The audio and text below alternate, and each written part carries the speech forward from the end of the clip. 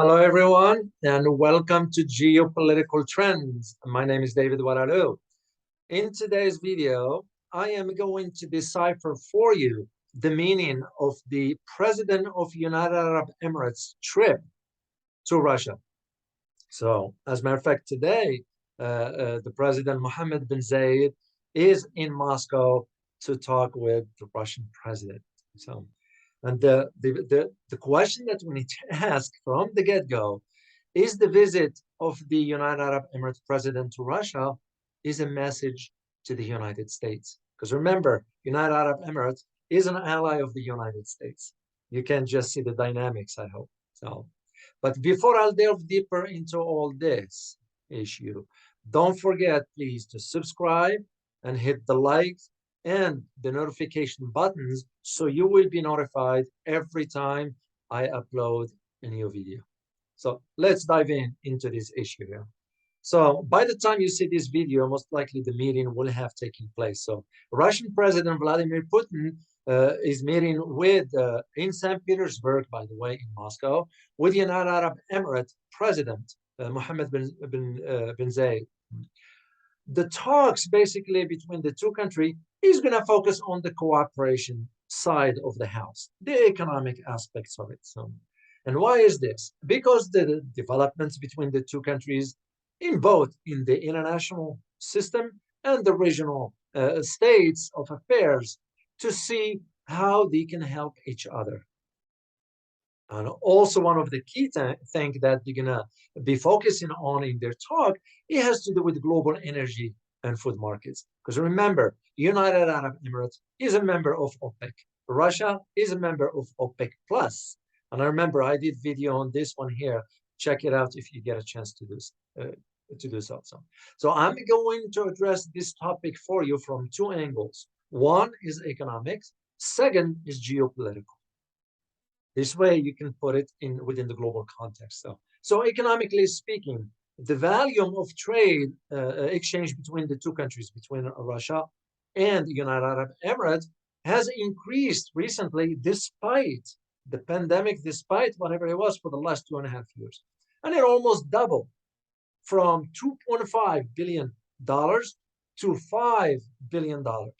That is tremendous. And I'm going to provide you a link to where I get these stats from. The Russian president has said that his country, Russia that is, and United Arab Emirates are actively working within the framework of OPEC Plus alliance.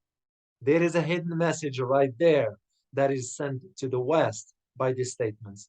And why the Russian president said this, he said because in order to stabilize the global energy markets, which we all know how it is. You know, I'm sure you've noticed the prices at the gas pump. As a matter of fact, this morning I was driving and I saw the gas prices hit $3.39.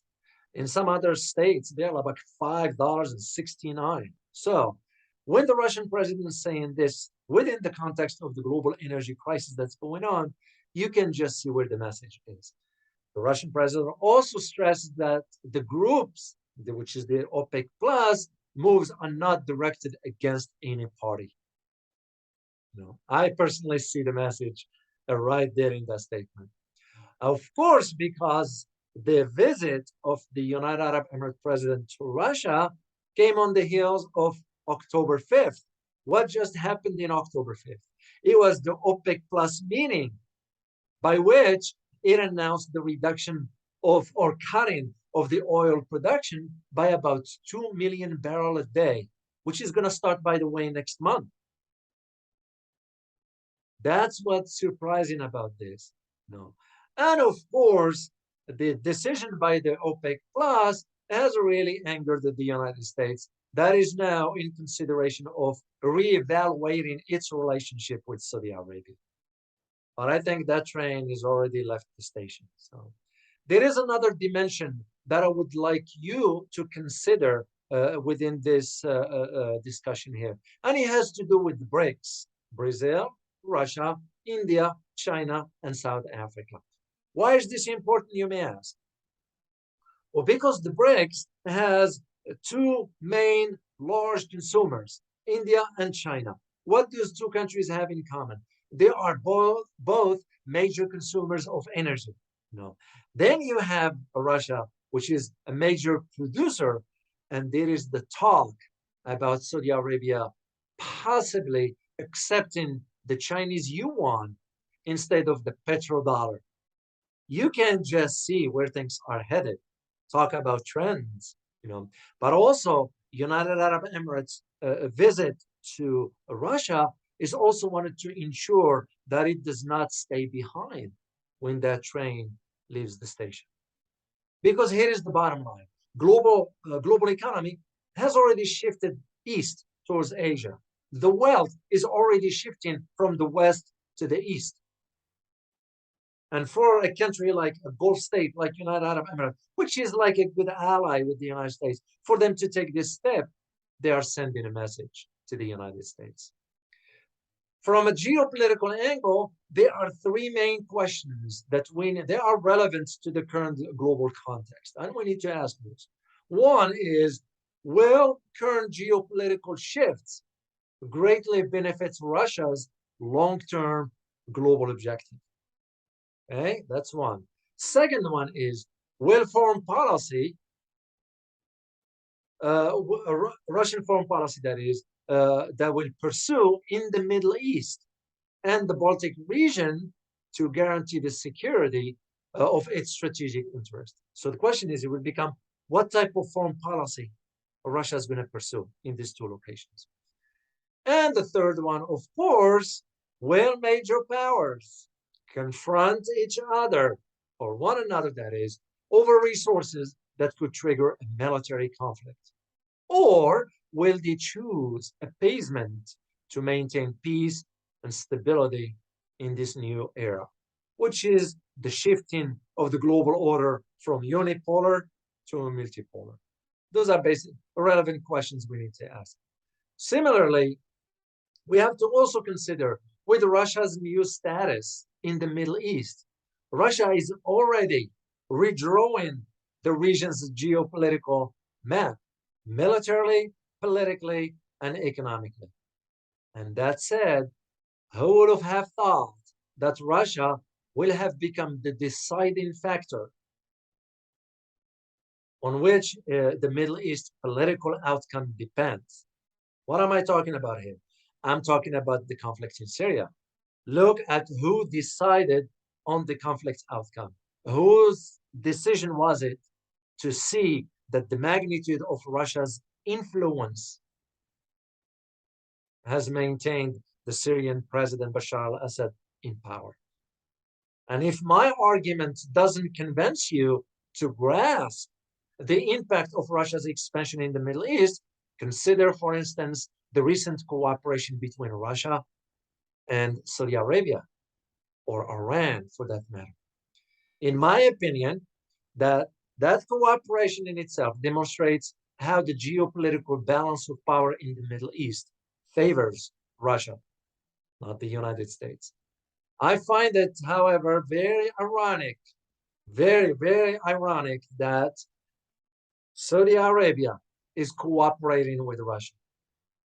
You may ask yourself, why is that ironic? Well, as again, I am a student of history.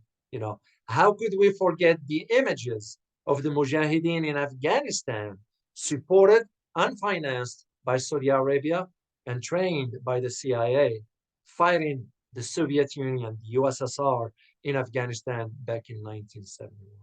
In 1979. However, in the ever-changing and predictable Middle East, Saudi Arabia resumed its diplomatic ties with Russia and went beyond just political niceties to include defense and energy discussions. Talk about change.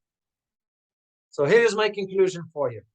We need to accept that while we remain a global force in the 21st century, the absolute supremacy of the United States and the West, for that matter, is fast waning. And let us be realistic here. Europe is very weak and more divided than ever. So the way I see it is that the Western world may be on its last stretch of its hegemonic journey, because pretending otherwise at this late stage of the game is just foolishness. That's how I see it. So here's my question for you for today. Do you believe United Arab Emirates president visit to Russia suggests the Middle East is ditching the United States for Russia or China? Let me repeat that. Do you believe the visit of the United Arab Emirates president to Russia suggests the Middle East is ditching the United States for either Russia or China or both? Make sure to leave me some comments and let me know what you think. As always, remember, geopolitics impacts your daily life in more ways than one. Till next time. Bye-bye.